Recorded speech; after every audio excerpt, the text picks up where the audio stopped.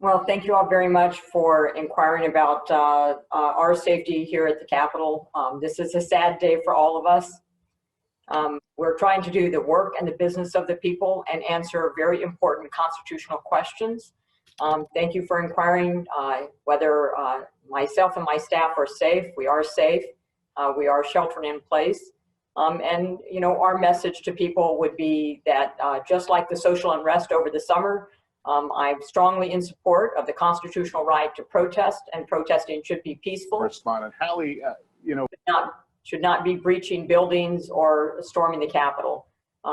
It is, you know, very frightening. People need to be safe in their workplaces, and it's been a frightening thing for members, but people are remaining calm. The Capitol Police have done an outstanding job, and we would strongly encourage people to disperse and to peacefully protest in another part of the Capitol or the Capitol grounds.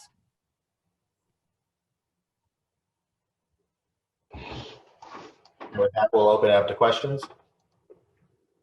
Congresswoman, this is Erin Moynihan with KCCI. Thank you so much for taking time. Wondering if you could just kind of describe the mood there, what's happening, what you're feeling, what you're seeing. Were you on the floor when all this kind of unfolded? I was on the floor, and we were going through the debate on the objection to the electors from Arizona. You know, it was very noisy. There was a lot of chatter. And other than that, I'm not going to describe. I think there are events going on, as you see on other news channels, but certainly people are concerned. You know, that people are, you know, they're angry, they're frustrated, they're disappointed. All of that's understandable. As we saw social unrest over the summer, but there are proper ways to do that and proper ways to protest. So it's certainly frightening for members. Large crowds and large groups can be very frightening and unsettling, but people here are safe. The Capitol Police have done a tremendous job in ensuring that people are safe. And I think it's incumbent on all of us to, you know, to ask people to disperse, to leave the Capitol grounds, and, you know, to let us get back to the business of trying to resolve these very important constitutional issues. Congresswoman, we've heard what we're seeing today qualified as anarchy, as domestic terrorism. How do you qualify what we're seeing today at the Capitol? Well, I certainly think that when large groups of people become unruly and they, you know, destroy buildings, they violate security, that all of us are concerned whether these activities would constitute anarchy. But again, I would just say that I strongly favor, you know, I was in the military, I served our country, I swore an oath to the Constitution, and with that is a constitutional right to assemble and to peacefully protest.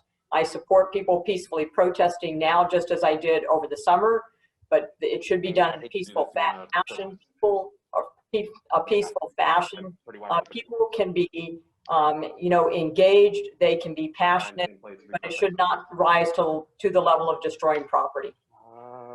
Hold on one second. Representative, this is Stephen Gruber-Miller with the Des Moines Register. Does the president need to do more to, you know, as you said, tell people to go home, have things remain calm, and does he bear any responsibility for, you know, getting people, you know, upset about this outcome? Well, I certainly think that that it is incumbent upon the president and even the vice president to ask people to disperse, to leave the Capitol grounds, to you know, to decry and denounce any violent activities that are going on the Capitol grounds. And you know, over the summer they did similar things. But yes, I think it's incumbent upon the president and the vice president to do so.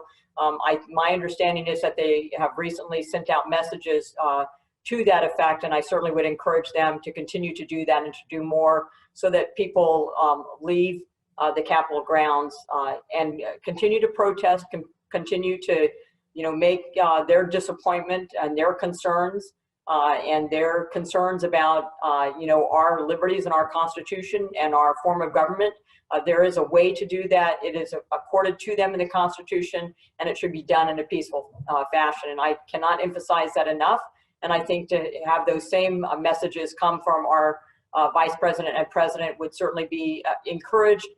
And I would strongly encourage them and recommend that they do so. Representative, this is Travis Breeze with KWWL. How do you think, when you guys do resume, how is the mood going to change? Or do you expect people to be civil in the Congress chambers? I mean, how do you think this is going to play out when the session does resume? I think, this afternoon, when we began this afternoon, it was very civil on both sides, both parties. It was a very civil engagement. I think the mood is going to be very somber. I think many of us see this as a sad day in our democracy. So I think that the mood will be somber. But again, I would strongly encourage people to protest.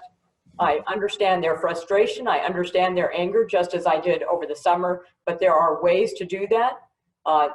And it also protects those liberties of all of us going forward. This is a great country. We have a great republic and a great democracy, and we want to maintain that for not only 2021 and this year, but for generations to come. All right, we have time for one more question. Actually, Brian Taddick with This is Brian Taddick with KCRG. I was wondering, after everything unfolded, where did they take you? Have you personally reached out? I'm sorry, I lost you. Have I personally reached out to who? Hey, Austin, if he can't take it, we'd like the last question. Yeah, Zach, take the last question here. This is Zach Smith with the Iowa City Press Citizen. The president has said that he will, quote, never concede that the peaceful transfer of power is, quote, the country being destroyed. You've supported the president up until this point. Do you continue to support the president in this last chapter of his presidency? I think I issued a statement yesterday on to certify the electors on the basis of what I believe is constitutional principles, both in Article 1, Section 2, both in Amendment 12, both in the Electoral College Act of 1887. And I will continue to support that the electors should be certified, and that would install Vice President Joe Biden, or President-elect Joe Biden, as our president on January 20th. And again, would encourage both the president and the vice president to come out, condemn any violence, ask people to peacefully protest, and to disperse from the Capitol grounds so the business of the people can take place.